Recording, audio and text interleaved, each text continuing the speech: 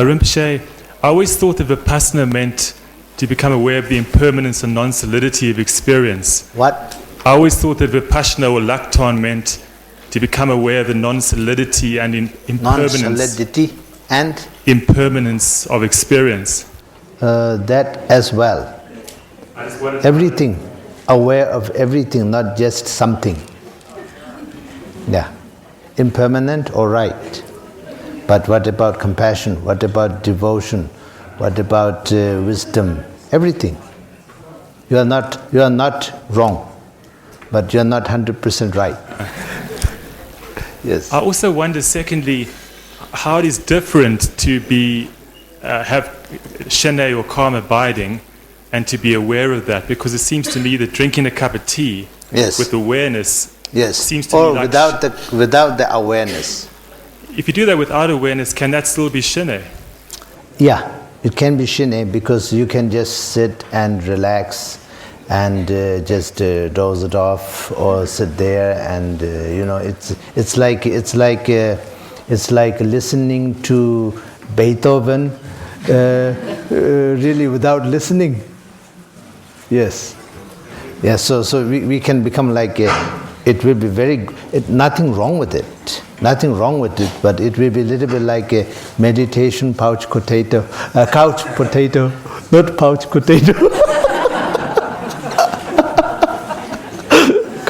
It become like a meditation couch potato, It's like watching the TV but not watching, just like that. So you do shenei and you become calm and very good, and then not aware, just then like that, and then that can lead to very good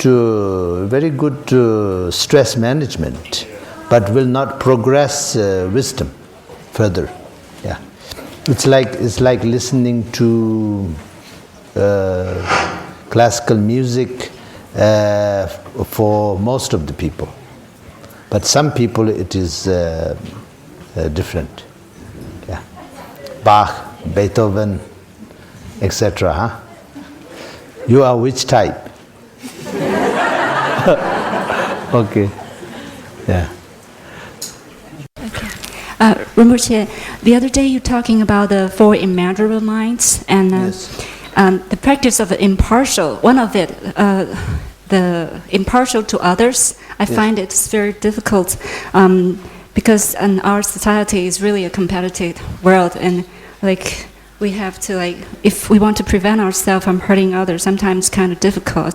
Okay, I understand what you're saying, but I think we should take one bite at a time. We should not think of doing everything or nothing. We should do whatever we can, so impartial as possible. Okay, so if your business, if you have a business and you have a competitor, right? So you don't want it to be impartial to your competitor for the time being. Otherwise, you have to close your business. Okay, but then you be impartial to everybody else. But then your loving kindness, your compassion, your joy for enlightenment, you should be impartial to, including your competitors. Loving kindness, compassion, joy for enlightenment. You cannot say I have to keep some secret from you because I don't want you to be successful competitor against my product. Therefore, I don't want you to wish you to attain Buddhahood. Not like that. Even I have to keep some secrets from you, because if I let you know, you will be successful and I will go bankrupt. But still, I wish you to attain Buddhahood for the benefit of all sentient beings. So you should not take these things too literal. Then you become extreme. You become, how do you say? Let's put it this way. We should be happily, naturally healthy, compassionate, not compassion fanatics. You understand? Okay. Yeah. Okay.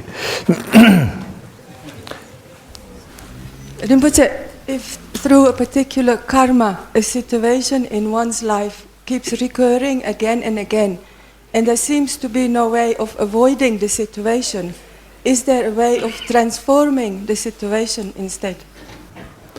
All the practice of Dharma is to transform the karma. That is the purpose of Dharma. Okay? There's no such thing as a permanent primordial karma. There's no such thing. Karma is relative truth. Relative truth, everything is karma. You know karma. Karma is a Sanskrit word. It's not English, it's not Tibetan. It means action, activity. So, everything is a result of something that happened in the past. Nothing happens without a reason, without a cause. Whether you trace the cause far enough or not is up to you. You can trace one life, you can trace two life, you can trace three life, you can trace a million life. You know, where you wanted to stop is up to you. But everything that is happening right now is a result of all the things that happened forever in the past. So every practice of Dharma is to transform it. Transform the word work, because ultimately nothing happened. Ultimately nothing is happening, you know, but relatively everything is happening right here. So therefore, karma is not ultimate truth. Karma is relative truth. Realization of the ultimate truth, you know, when that happens, all the relative truth is irrelevant. When you shine the sun, you don't have to light every little corner one by one. Everything lit at once. You know? So doesn't matter the room was dark for 1,000,000 years or overnight, doesn't matter. Soon as window is open, sun shines, it's lit. It doesn't take 1,000,000 years to clear the darkness of a room which was dark for 1,000,000 years. It is relative truth. So ultimately nothing happened. Relatively everything happening. So relatively we try to do good things, we try to avoid bad things, so that way we survive. Meanwhile, we spend all our time and energy practicing and developing and awakening the ultimate potential. So ultimate realization take place. Yes. If it is not for that, if everything have to be worked out one by one, then enlightenment will never happen. You know, impossible.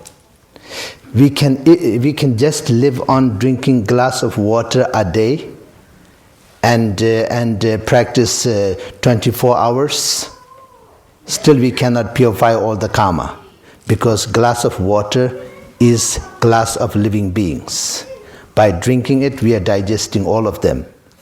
So one glass of water, if we have to purify the karma one by one, we have to live maybe 1,000,000 lives to purify the one glass of water's karma. If karma is absolute truth, you know. So that way, you know, that way it will be impossible. So Buddhism is the believer of karma as the relative truth, and non-believer of the karma as the ultimate truth. Okay. Mahamudra, yeah. So we are non-believer of the karma, ultimately. We are believer of the karma, relatively. Okay. So long as I call myself me, all karma is relevant. You know? When I'm free from this self and ignorance, and when I realize my ultimate essence, then all karmas are purified. That's how Prince Siddhartha became Buddha Shakyamuni. Ma'am? Rinpoche, I find it extremely hard to make a deep-felt and sincere aspiration to achieve enlightenment. It is like one side of me, of course I want to achieve enlightenment, but when I really start to think about it, what does it mean? And I really want to have a feeling about it, I almost start crying.